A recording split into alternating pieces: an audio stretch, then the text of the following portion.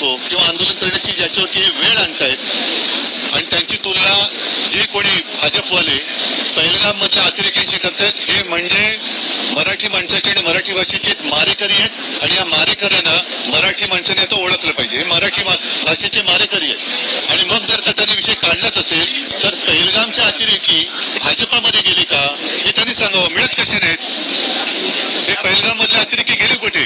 ज्याने आमच्यावरती आरोप केला त्यांच्या घरामध्ये राहतात का? गेले कुठे? लाज वाटली पाहिजे की एक तर तुम्ही हिंदूंनाही वाचवू शकत नाही आणि मराठी माणसांवरती अन्याय करणाऱ्यांची तुम्ही बाजू घेता. हे असे कर्मदरिद्री लोक आपल्या महाराष्ट्रामध्ये दुर्दैवाने राज्यकर्ते आहेत याची लाज वाटते.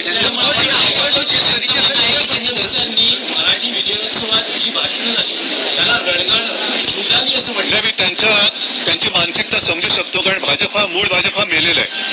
त्याचाच खून या लोकांनी केलाय आणि त्यांचं जे काही रुदाली चालू आहे, रुदाली हा सुद्धा हिंदी शब्द आहे, त्याच्यामुळे ते जे काय ऊर बडवायला त्यांनी बाहेरच्या पक्षातले अगदी आमच्या पक्षातले सुद्धा ऊर बडवे घेतलेत, काँग्रेसचे ऊर बडवे घेतलेत, राष्ट्रवादीतले ऊर सगळे देशभर इतर पक्षातले ऊर बडवे घेतलेत कारण भाजपा मेलाय. मूळ जो भाजपा होता ज्याची शिवसेनेबरोबर युती होती तो भाजपा या लोकांनी मारून टाकला आणि त्याचं दुःख व्यक्त करताना जे ऊर बडवतात त्या ऊर बडवायला सुद्धा त्यांची ओरिजिनल माणसं नाही आहेत.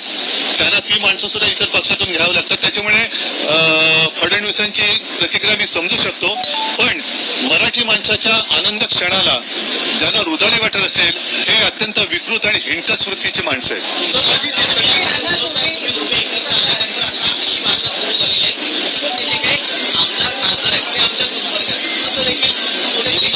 बघा आम्ही एकत्र आल्यामुळे मी पहिलंच म्हटलं की यांच्या बुडाला आग लागलेली आहे. त्याच्यामुळे ती बुडाची आग दाखवता पण येत नाही आणि सगळ्यांसोबत शमवता पण येत नाही. करणार काय? ये कहते हैं कि पहलगाम का हमला जैसे हुआ था वैसे महाराष्ट्र में हो रहा है.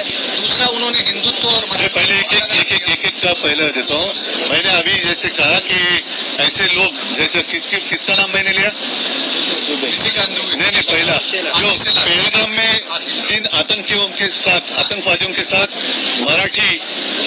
मराठी माणसाची ज्याने तुलना केली ये तो गिरे हुए मतलब उनके कुछ तुलना किसी से हो नहीं सकती और यही महाराष्ट्र के दुश्मन है, मराठी के दुश्मन है.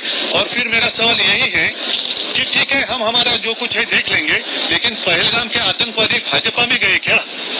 कहाँ गए? वो मिल कैसे नहीं रहे? तो शायद यही हो सकता है कि कोई कुछ भी करे और भाजपा में आता है तो वॉशिंग पाउडर भाजपा पाकिस्तान के तो और अभी नहीं इतना ही नहीं लेकिन वो उनको शर्म भी नहीं आती. पाकिस्तान के खिलाफ पूरे दुनिया में आवाज उठाया. हमारे भी लोग MP उन्होंने वो लेके गए थे. अच्छी बात है, हमने तो समर्थन दिया था लेकिन उसी पाकिस्तान के साथ अब खेल खेलते हुए इन लोगों को शर्म नहीं आती? हिंदुत्व और मराठी को एक कर रहे हैं और उनका कई नेताओं ने पहली बात ऐसी है कि हम किसी भाषा का विरोध नहीं कर रहे हैं. हम तो जबरन या सख्ती से हमारे ऊपर कुछ लादने की कोशिश कर रहे हैं उसका हम विरोध कर रहे हैं. अब मैं कौन सी भाषा में आपके साथ बात कर रहा हूँ? हिंदी में तो कर रहा हूँ. हमारे सांसद यहाँ खड़े हैं संसद में हिंदी में तो बोलते हैं. जबरदस्ती क्यों? और अगर जबरदस्ती करनी है तो जो उत्तर के राज्य है चाहे उत्तर प्रदेश है हमारी कोई दुश्मनी नहीं है लेकिन वहाँ तीसरी भाषा कौन सी होगी? तीसरी भाषा कौन सी होगी?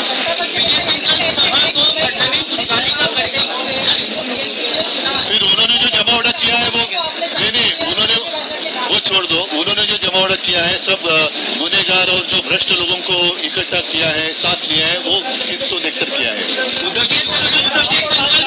छत्रपती संभाजी विधानसभा विरोधी पक्ष नेत्याची अजून घोषणा झाली नाही. तुम्ही हा विषय आम्ही विषय तो लावून धरतो आहोत. विषय लावून धरतो लवकरच तुम्हाला दिसेल. मैंने अभी कहा कि उनकी मानसिकता को समझना चाहिए. बीजेपी की हत्या जिन लोगों ने की यही लोग जो है जिन्होंने सत्ता के लिए बीजेपी की हत्या की अब रुदाली के लिए उनके पास असल जो ओरिजिनल बीजेपी वाले थे वो भी नहीं रहे तो सारे अन्य पार्टियों से लेकर वो रुदाली कर रहे हैं. तो उनकी मानसिकता को समझना चाहिए. वो रुदाली वही कर रहे हैं क्योंकि भाजपा खत्म हो गया, भाजपा मर गया तो वो रुदाली कर रहे हैं. भाजपा तो मर गया. अटल जी और आडवाणी जी का जो भाजपा था वो मर गया है और उसकी हत्या इन लोगों ने जो सत्ता पिपासु है उन लोगों ने की है. छत्रपती संभाजी महाराज के बारे गोष्टी जिथल्या तिथे याला ठोकलं पाहिजे. जर छत्रपती संभाजी महाराजांबद्दल शिवाजी महाराजांबद्दल कोण बोलत असेल